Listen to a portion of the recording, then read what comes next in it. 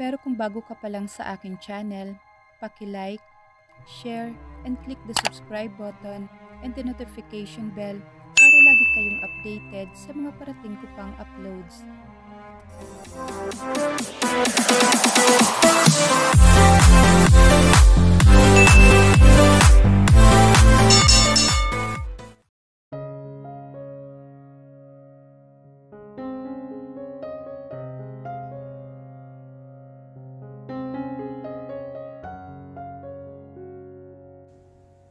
Saan ka galing, Alona? Malamig na bungad ni Anthony pagkapasok niya pa lamang ng bahay. Umiwas siya ng tingin dito habang magkasalikop ang mga kamay sa harapan niya. Tumutulo pa mula sa laylayan ng bestida niya ang tubig na dulot ng pagsugod niya sa ulan. Do I need to repeat myself, Alona? Tatahimik ka na lang ba dyan? Sorry kung ginabi ako. Nawala kasi yung bag ko. Napahawak siya sa laylayan na basang damit habang nakayuko. Para siyang isang basang sisiw sa harap nito. Tahimik na iniwanan siya nito at pumasok sa kwarto nito. Ngunit agad din tong bumalik bitbit ang tuwalya sa isang kamay. Nang lumapit ito sa kanya, ay nagtatakang tiningala niyang asawa. Seryoso pa rin ang mukha nito, subalit nandoon ang guilt sa mga mata nito habang nakatingin sa kanya. Why do you have that kind of look in your face? Mas mapapaaga bang pag-dispatcha mo sa akin? Ngayong nagkabalikan na kayo ng tunay mong girlfriend? Tinuyo ng hawak nitong tuwalya ang buhok niya at ibinalabal yun sa kanyang balikat. Lumambot ang ekspresyon nito. Sorry, Alona. I deserted you on the wall. I was supposed to be by your side. Pero hindi kita napansing umalis ng dahil kay Rose. She felt a stab on her chest when she heard that. Reality really hurts. Hindi nito intensyong saktan siya. Subalit, bakit ba napaka-insensitive nito pagdating sa damdamin niya? Hindi ba nito makuhang pagbanggit lang nito sa pangalan ng nobya nito sa harap niya ay tila karayom ang tumutusok sa puso niya? Ano bang nangyari? Tanong niya.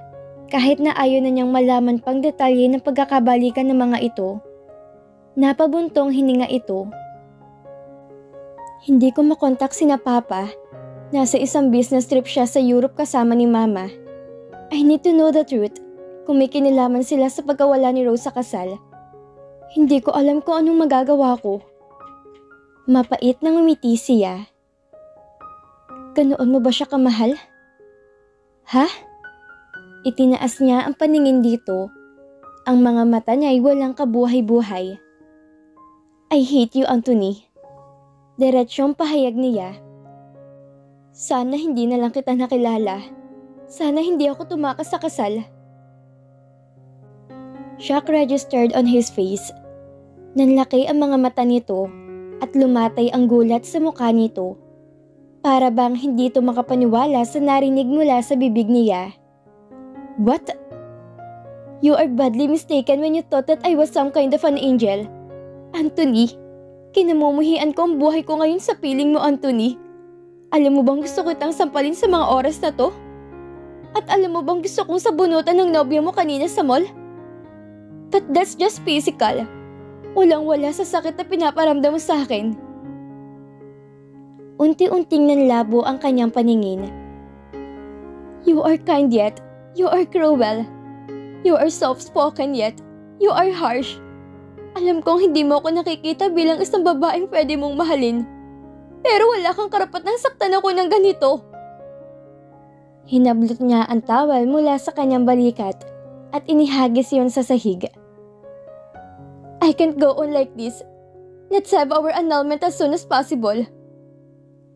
Lumuluha ang mga matang sigaw niya. Anong sinasabi mo, Alona? Nag-aalalang humawak to sa balikat niya.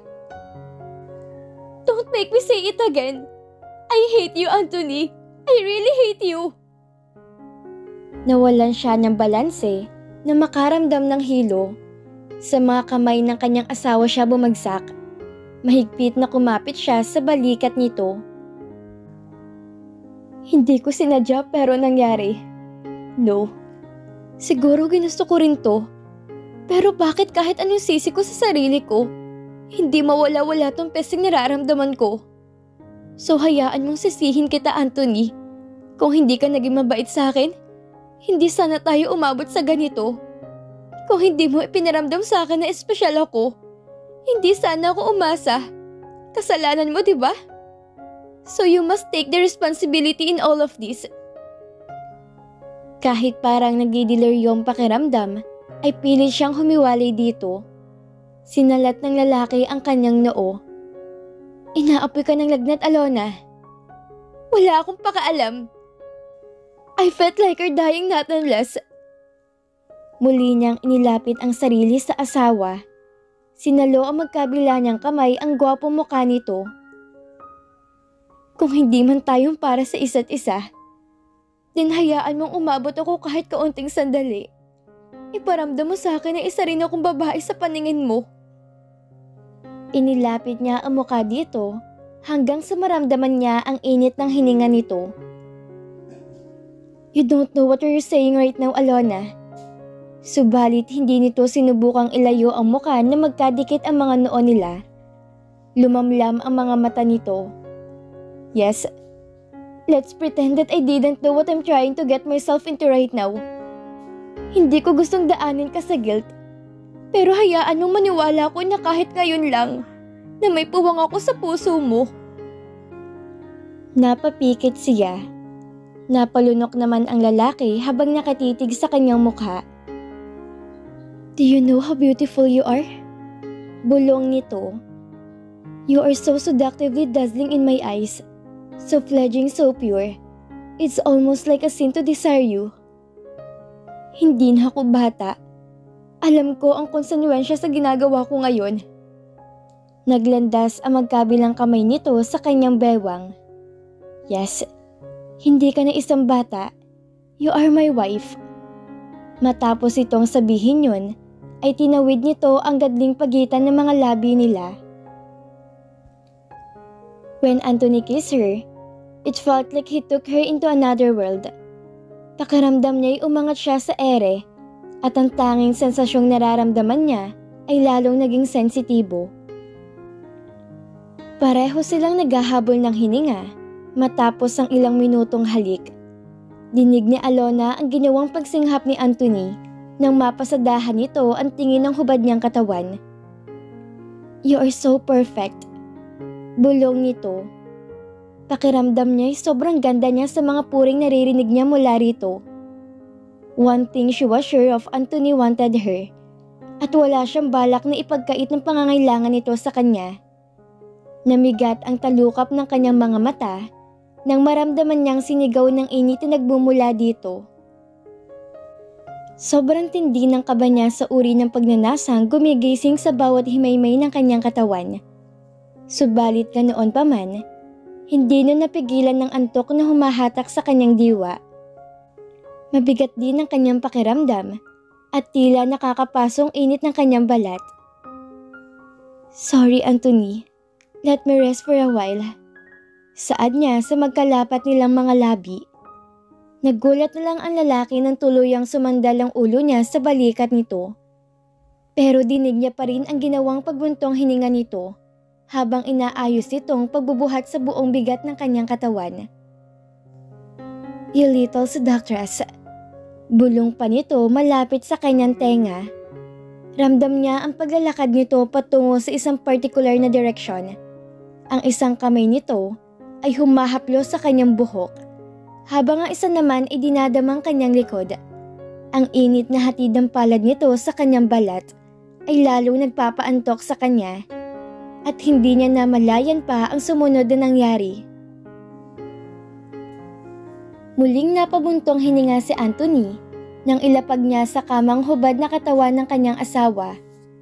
Her waist was so narrow on his both hands. Napalunok na lang siya nang masalatan niya ang kakinisan ng balat nito. Ang kagandahan at kariktang nakatambad sa kanyang harapan ay tila tuksong nagpapabilis sa kanyang paghinga. Agad niya yung tinakpan ng kumot bago pa siya makagawa ng anong paman sa isang walang malay na tao. Umupo siya sa tabi ng kama. Hinaplos niya ang pisngi ni Alona. Kahit ano pang masamang salita ang lumabas sa bibig ng babaeng to, she would still be an angel in his eyes. No, she's more like a goddess. She was everything he could dream of. So fragile, so soft. So young yet, so womanly in his eyes. He desired her so much that it's still killing him. Isang pakiramdam na hindi niya na madama pa sa dating kasintahan na si Rose. Hindi niya na malaman pa kung anong dapat gawin. Pare-pareho silang biktima ng manipulasyong sinimulan ng kanya-kanyang pamilya. Subalit, magagawa niya bang magalit sa isang aksidenteng naghatid sa buhay niya kay Alona? Nang mawala to sa paningin niya kanina sa mall, ay gusto niyang suntukin ang sarili. Because there was no excuse on what he had been doing in front of her. Pagkalito at awa sa dating nobyang nagtulak sa kanya upang yakapin to. Nang mapansin niyang wala ni ito doon, ay para siyang hilong-talilong sa paghahanap sa buong mall. Iniwan niya mag-isa si Rose sa pag-aalala sa asawa. Pinigilan siya nito, subalit hindi siya nagpaawat. Sinabi niya ditong tatawagan niya lang ito kapag malinaw na sa kanyang lahat. Pero alam niyang hindi siya sigurado sa sarili niya. Nandoon ang galit para sa kanyang mga magulang. Ngunit hindi yun kasing sidhi sa mismong araw ng kasal nila ni Rose. Minahal niya to. Subalit hindi na siya sigurado kung magagawa niyang lahat para dito tulad ng dati. Bakit tayo naging ganito? Mahinang usal niya. As he stroked her cheeks, there goes again a prodigious feeling on his chest. Lalo na nang unconscious na tumaas ang kamay ng babae at damhin ang kanyang kamay na nakalapat sa pisngi nito. Pakiramdam niya ay siya ang pinakaswerteng tao sa buong mundo, for he was the first man on the life of this girl, for he was able to touch her freely like this. He couldn't help but being enthralled. What a mysterious feeling. Nakakatakot subalit hindi niya makuhang pigilan at hindi niya gustong pakawalan. He kissed her forehead carefully at nang maramdaman niya ang init na nagmumula roon, ay pumasok siya sa loob ng banyo. Kumuha siya ng bimpo at isang palangginitang may maligamgam na tubig. Muli siyang naupo sa tabi ng asawa at pinunasan ang mukha nito. Unting-unting nagmulat ito ng mga mata. Her eyes really are something to look at. Anthony? Yes? Masuyong pinagmasdan niya ito. Babalik ka ba kay Rose? Gumagaralgal ang boses nito. Tumingala siya upang pigilan ang emosyon. Parang may kung anong bumara sa kanyang lalamunan sa tono ng pagtatanong nito. Hindi ko alam. Mahal mo ba siya? It was supposed to be that way. Pagak siyang tumawa. At ikaw? Seryosong muling bumaling siya dito. Did you already fall for me, Alona? Malungkot ang banayad ng ngiti nito. It wasn't supposed to be that way. May kung anong sayang pumuno sa kanyang dibdib nang makumpirma niyang damdamin nito. Bakit? 'Cause I'm just your pony wife. Dahil may kasunduan tayo maghihiwalay sa loob ng isang taon. And now, you already have someone you wanted to be with no matter what. Ayoko maging hadlang at lalong ayokong kamuhian mo ko dahil sa nararamdaman ko. Kinuha niya ang kamay nito at hinawakan niyo na mahigpit. Kailanman, hindi ko magagawang magalit sa iyo. Umiling ito. That's not good. Kung itrato mo pa rin ako tulad ng dati, hindi ko magagawang umalis sa tabi mo, Anthony. Kumunot ang noo niya. May plano ka bang iwanan ako na mas maaga? Iyon yung hinihingi ng pagkakataon. Umiling siya. I don't want that. Hindi basihan ng kagustuhan para sa isang pagkakamali. It's always based on who you really love. Sa kasamaang palad, hindi ako yung taong yun sa buhay mo. Kailangan kausapin mong parents mo. Unfair para sa girlfriend mo mga nangyari, Anthony. Napasa po siya sa noo. Gusto mong gawin ko yon? I thought you hate her. Yes, I hate her. Pero hindi ibig sabihin yun na iwawaksi ko kung anong nararapat sa hindi dapat. Kung isa siyang biktima, siya ang masasasaktan sa lahat ng nangyayaring to, Anthony. Tumango siya. Yes, alam ko. Namasa ang mga mata nito. I like you, Anthony. Napangiti siya habang pinapahid ng mga daliri niya ang luha sa mata nito. Anong nagustuhan mo sa akin? I didn't deserve even an ounce. Ang lahat-lahat sa'yo, ang lahat ng nakikita ko, ang lahat ng nararamdaman ng puso ko, tama man o mali, positibo man o hindi. Gusto ko malaman mo na gustong gusto kita. Sapat ng alam mong bagay na yon. Putol nito sa linya na hindi niya napigilan ng sarili. Muli niya itong siniil ng halik. Yumakap sa leeg niya mga braso ni Alona. Hinaplos ng mga daliri nito ang braso niya. When their lips separated, their gaze locked to each other. Kailangan mong magpahinga. Kumapit ito sa kanyang braso. Dito ka lang sa tabi ko. Kahit ngayon lang. Hinalikan niya ang noo nito. I won't leave you till your fever subsides. Na magmulat ng mga mata si Alona, ay pumuno ang kahungkagan sa kanyang dibdib. Wala ng kanyang asawa sa loob ng kanyang kwarto. Inalis niya ang bimpo na nasa kanyang ulo. Sinalat niya ang sariling noo. Her fever was gone. Hindi na rin siya gaanong nahihilo. Nang tumingin siya sa labas ng bintana, ay nag-aagaw na ang dilim at ang liwanag. She's still naked under the sheets. Nakita niya sa bedside table ang tray kung saan nandoon ang isang mangkok na mainit na soup, kasama ng isang basong tubig at ang gamot na iinumin niya. Wala sa loob ng inabot niya yon, nang maramdaman niyang pagkalam ng sikmura. Nang maubos niya yon, ay agad na ininom niya ang gamot. Wala siyang nakitang note na galing kay Anthony. Pumasok siya sa loob ng banyo at mabilis na naghilamos. Humugot na lang siya ng kahit anong bestida mula sa closet. Nang lumabas siya ng kwarto, ay may naulinigan siyang nagtatalo mula sa salas. Napakunot noo siya. Boses ni Anthony ang naririnig niya. Wala ka dapat dito, Rose. At bakit hindi, Anthony? Was it wrong to be worried about my boyfriend's affair? My wife is here. May sakit siya. Kaya pwede bang hinaan mong boses mo, Rose? And how did you even know this address? Sinundan kita. At bakit mo naman ako sinundan? Nagkasundo na tayong tatawagan na lang kita, di ba? Tinatanong pa ba yun? Sa tingin mo ba hindi ako mag-aalala? Gayong ibang babaeng kasama mo sa oras ng gabing to? Sumilip si Alona mula sa pinto ng kwarto. Kitang-kita niya ang dalawa. Nakatayo ang kanyang asawa, samantalang prenteng nakaupo naman si Rose sa sofa. Napahawak si Anthony sa batok at napatingala. Napabuntong hininga ito. Hindi yun sapat na rason para pumunta ka dito, Rose. Let's talk somewhere else. Huwag nating istorbohin ng taong namamahinga. Nang hawakan nito sa braso ang nobya, ay pumiksi ang babae. Bakit ba ganyan na lang pag-aalala mo sa babaeng yun? You're asking a stupid question.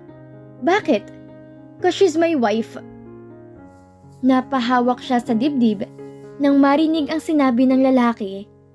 Nakaramdam ng galak ang kanyang puso. Huwag mo akong gawing tanga, Anthony. Kahit ang isang bulag, mararamdamang hindi normal ang pagsasama niyo ng asawa mo. Pinakasalan mo lang siya para maisalbang kahiyang sasapitin ng pamilya mo. Ako ang dapat na nasa posisyon niya. She was just a second choice. Parang may tumarak naman sa kanya dahil sa sinabi ng babae. Hindi yun isang kasinungalingan. Totoo namang pinakasalan siya ni Anthony para hindi malagay sa kahihiyan ang pamilya nito. Kung may ibang options man ang lalaki, ay hindi nito makukuhang pakasalan ng isang estrangherang gaya niya. Ano bang gusto mong gawin ko, Rose?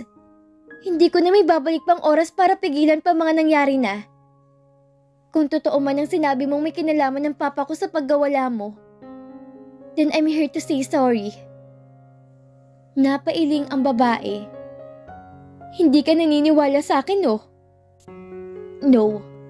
Gusto ko lang kumpirmahin at magkaharap-harap tayo ni na papa para magkaalaman na. Paano kung totoo? Anong gagawin mo? Hihiwalayin mo bang asawa mo para sa akin?